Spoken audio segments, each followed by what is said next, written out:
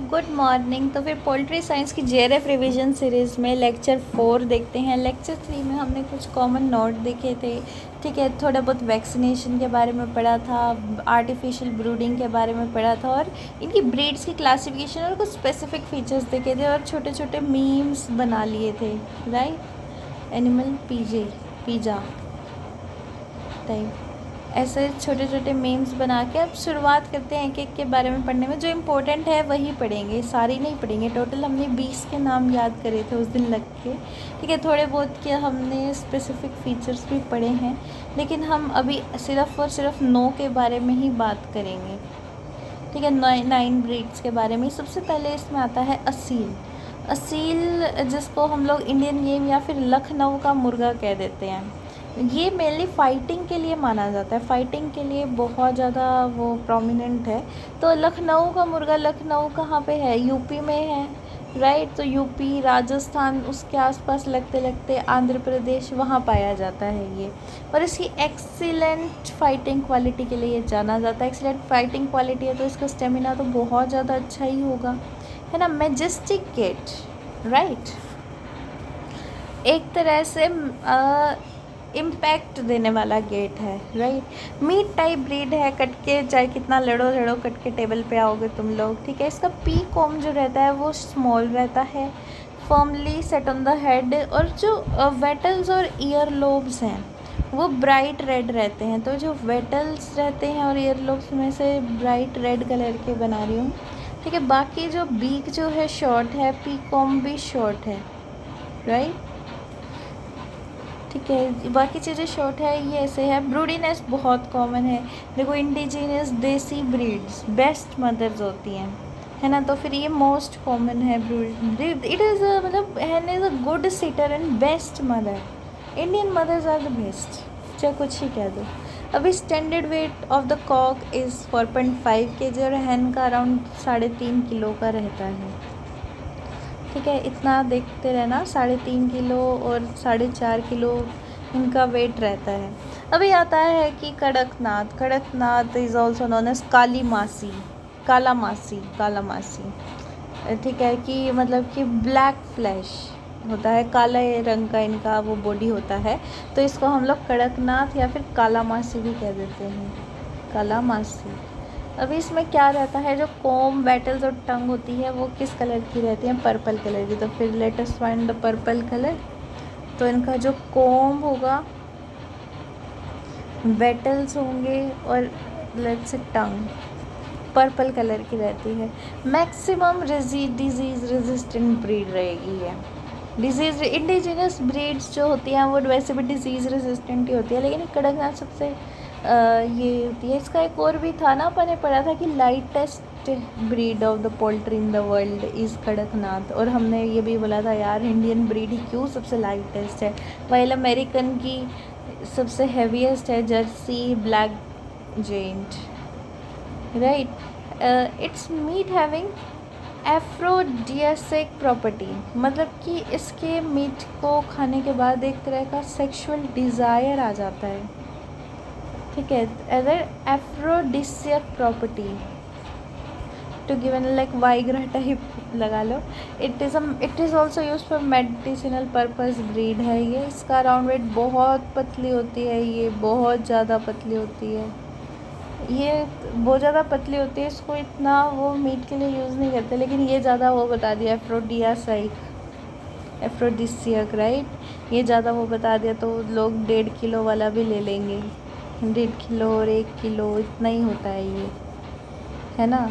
वो ज़्यादा हैवी है, असील ज़्यादा चढ़ेगा एक मुर्गा कटेगा तो। अभी चिट्टागोंग, ये सारे वही आ गए। इंडियंस तो हम लोग सारे रिवाइज कर ही रहे हैं, इंडियन नहीं छोड़ेंगे कोई भी, है ना। तो चिट्टागोंग की अगर हम बात करें, ये अपन ने कड़कनाथ का बात नहीं करा। कड़कनाथ एमपी मध्य प्रदेश की साइड पर पाया जाता है, mainly Jhabua and Dhar district, ठीक है। धार डिस्ट्रिक्ट में पाया जाता है चिट्टागोंग। इसके नाम से ही पता चल रहा है थोड़ा ओडिशी सा है इसका कल्चर, चिट्टागोंग टाइप। इसको मलाय भी कहते हैं, मलाय बस इसमें यही है। बरसा जो है अपना गुजरात में मिलता है, ठीक है। गुजरात, महाराष्ट्र सब हो गए मेनली ऐसे मिडल वंस की साइड पे मेन हो गए ना सारे। ये देखो सबसे पहले ये देखो, ये तो यूपी की साइड का हो गया, यूपी, राजस्थान और आंध्र प्रदेश की साइड से, राइट। वही ये हो गया एमपी का, ये हो गया उड़ीसा का, और ये गुजरात महाराष्ट्र का बरसा। फिर आते हैं ये अपने हो गए 4 इंडियन ब्रीड्स। एशियाटिक ब्रीड्स में अपन पढ़े थे ब्रह्मा, कोचिन, लैंगशन। इसमें ब्रह्मा और कोचिन डिस्कस किया गया है, ठीक है। उसका भी ऑल्सो नोन एज, और ये कहाँ पाया जाता है, यही है ब्रह्मा जो है, जो अपना एशिया में है, वो ब्रह्मपुत्रा वैली पे है, तभी उसका नाम ही ब्रह्मा पड़ा है, ठीक है। तो इट सिग्निफाइज कि आप ब्रह्मपुत्रा वैली को देख के रख सकते हो। फिर आता है कोचिन। कोचिन इज़ चाइना का ब्रीड, ठीक है। C for China, C for Cochin, ऐसे याद रख सकते हैं। It is also known as Shanghai की है, तो it is also known as Shanghai fowl, ठीक है। नाम याद रखना आसान हो गया, प्लेस याद रखना आसान हो गया, 2 चीज़ें नहीं याद रखनी पड़ी, एक ही चीज़ में हो गया, दैट इज़ फ्रॉम शंघाई। और इसको शंघाई भी बोल देते हैं, जैसे इसमें 2 याद रख रहे थे। ओडिशा से है, और मलाय भी कहते हैं इसको, है ना। मलाय किसको कहते हैं, चिट्टागोंग को, ओडिशा से है ये। अभी नेक्स्ट आती है लेगहॉर्न। लेगहॉर्न ये हमारी जो ब्रीड्स डिस्कस कर रहे हैं हम लोग, ये मेडिटेरियन ब्रीड है लेगहॉर्न, ठीक है। और फिर इसके बाद red horn, island red and Jersey black giant, ये आ जाएंगे अमेरिकन। अभी मेडिटेरेनियन साइड में ये लेगहॉर्न पाई जाती है इटली की साइड। इटली की साइड बेस्ट लेयर ब्रीड है इन द वर्ल्ड, पूरे वर्ल्ड में सबसे ज़्यादा बढ़िया जो ब्रीड है ना, वो लेगहॉर्न है, ठीक है। अभी सारे के सारे कमर्शियल हाइब्रिड जितने डिराइव हो सकते थे इस ब्रीड से, वही है। बर्ड लाइक अपीयरेंस है, ठीक है। लेगहॉर्न इतना वेट का नहीं रहेगा इसका, तो इसका वेट अराउंड 3 किलो का मेल रहता है कॉक, और हैन जो रहती है 2 kgs की रहती है, 2 से 3 किलो ऐसे याद रख लेते हैं, ठीक है। Rhode Island Red standard weight बस बता रखा है कि ये ड्यूल पर्पस ब्रीड होती है, वाइल ये हैवीएस्ट है, तो इसका तो बहुत ज़्यादा वेट मिलेगा, राइट। वहाँ जहाँ मेल का था 4.5 अपने असील का, उसका उधर हैन का लगा दो, और लगभग 1 ज़्यादा करके थोड़ा सा करके 5.9 करके कॉक का कर दो, ऐसे करके याद हो जाएगा। ये अराउंड 3.8, 3 और 4 kg याद रख लो, ठीक है। 3 से 4 किलो का है, ये 4.5 और ये अराउंड 6 किलो का रह जाता है। इतना भारी मुर्गा 6 किलो का। सबसे हैवीएस्ट ब्रीड बताओ 6 किलो की है, क्या ही है यार, है ना। अभी requirement of broiler feed and layer feed according to the BIS 2007 2007 bureau of international standards के अकॉर्डिंग इनकी क्या क्या रिक्वायरमेंट रहती है वो देखते हैं। अभी सबसे पहले देखता है सॉल्ट का रिक्वायरमेंट, परसेंटेज में सबका सेम रिक्वायरमेंट है। इसमें है ब्रॉयलर प्री स्टार्टर जो 1st वीक में दिया जाता है, फिर स्टार्टर जो 2nd से 3rd वीक में दिया जाता है, और एक आता है फिनिशर, राइट, जो 4 to 6 वीक से। फिर लेयर के भी 4 फेज़ रहते हैं, इनके 3 फेज़ रहते हैं फीडिंग के, इनके 4 फेज़ रहते हैं फीडिंग के। Layer, chick, grower, then phase 1 and phase 2, इतना रहता है, ठीक है। अभी सबसे पहले सोल्ट तो लगभग सेम रहेगा, मॉइस्चर कंटेंट सब में सेम रहेगा। लाइनोलेनिक एसिड जो है ब्रॉयलर्स का 1.1 रह जाएगा, और इसमें 1 रह जाएगा, है ना। इतना ग्राम पर 100 ग्राम फीड में इतना 1.1 ग्राम, बस इतना 0.1 का ही फ़र्क है, ज़्यादा फ़र्क नहीं है। क्रूड प्रोटीन, किसको ज़्यादा प्रोटीन की ज़रूरत होगी, इसको मसल बिल्ड करनी है ना, मसल बनानी है, तो प्री स्टार्टर में ज़्यादा ये देख रहे हैं कम हो रहा है प्रोटीन कंटेंट, और जहाँ ये कम होता है वहाँ से ब्रॉयलर का ऐसे रहता है ना। अभी फ़ैट भी इसी को ज़्यादा चाहिए था, लेकिन इसको ज़्यादा दे नहीं रहे हैं, ठीक है। ज़्यादा फ़ैट हो जाता है, गर्मी बनती है। फ़ैट नहीं बढ़ाना है हमें, मसल बढ़ानी है, राइट। तो फ़ैट कम करना है अराउंड 5%, बाकियों में 7, 9, 10% तक चला जाता है। ये चीज़ें इतना याद रखने के लिए नहीं है। एसिड इनसॉल्युबल है, ये कोई नहीं पूछता।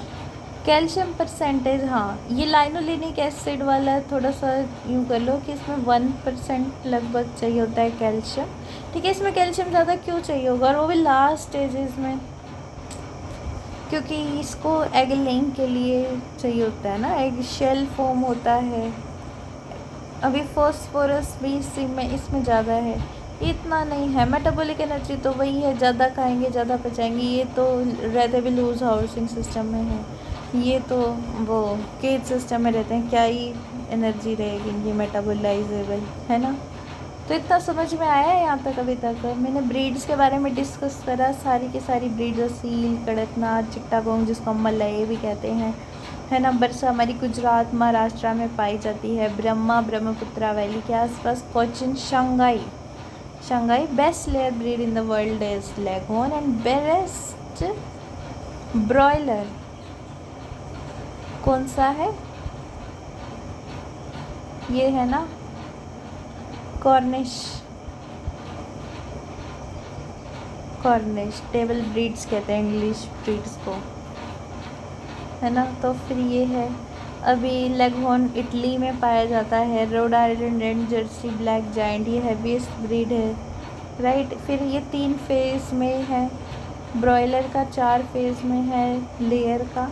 इसमें ये जो डार्क वंस हैं they are important, linolenic acid 1.111 and this calcium 1% ही चाहिए होता है, 3 से 3.5 ज़्यादा, क्योंकि इसको लेइंग करनी है, राइट। और क्रूड प्रोटीन भी ज़्यादा रिक्वायरमेंट ब्रॉयलर की होती है, क्योंकि इसको मसल गेन करनी है, राइट।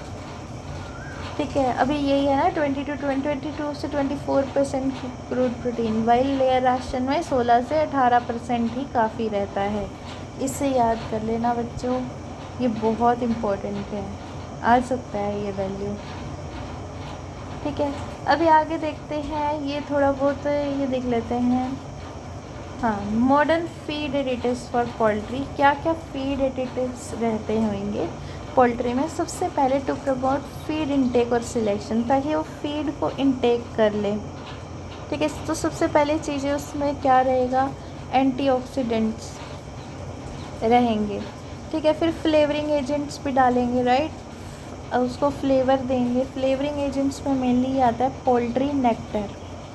फिर आता है पैलेट बाइंडर, जो पैलेट बनाएंगे वो जो बाइंडर होता है वो थोड़ा पैलेटेबल हो, जो फीड को थोड़ा पैलेटेबल बना दे, राइट, पैलेटेबल बना दे, उसी के ही ये होते हैं। अभी पैलेट बाइंडर मेनली हो जाते हैं sodium bentonite clay type, molasses गुड़, guar meal, by product of wood pulp industry. ठीक है, जिसमें कि हेमीसेलुलोज और लिग्निन मेनली रहता है। एंटीऑक्सीडेंट्स यही है कि BHA butylated hydroxyanisole, BHT butylated hydroxytoluene, right, and DDPD diphenyl paraphenyl diamine, ये सब कुछ रहते हैं।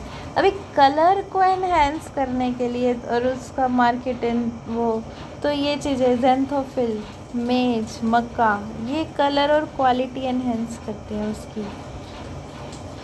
ठीक है, कैंथोजेंथिन। अभी जो एडिटिव्स जो उनका डाइजेशन और एब्जॉर्प्शन बढ़ाएंगे, सबसे पहले रहेगा ग्रिट में oyster shell and second one is limestone रहता है। चिलेशन के लिए EDTA is best for chelation.